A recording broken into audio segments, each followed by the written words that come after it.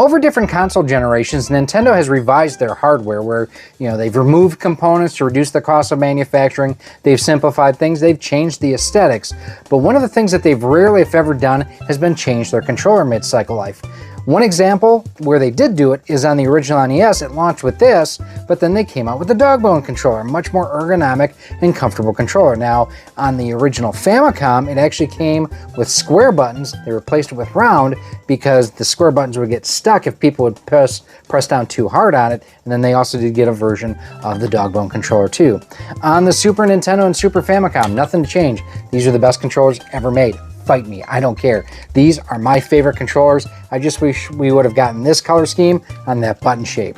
But it's interesting to think on the Nintendo 64, people who love this controller absolutely adore it, and people who hate it despise it. But Nintendo never came out with a revision of the Nintendo 64 controller. Do you wish they would have? I wish they would have, simply to come up with something that was a little bit more robust as far as that analog stick. It just, as you can see here, even on mine, it's got a lot of wobble to it.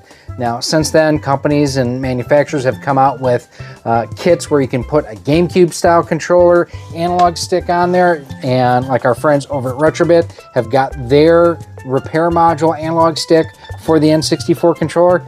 But this is pretty much it. I mean, even Hori came out with different controllers back in the day for the N64, and now we have things like the Brawler 64, which is fantastic. Let me know, are you a fan of the original N64 controller, and do you wish that they would have done a revision to make it a little bit better?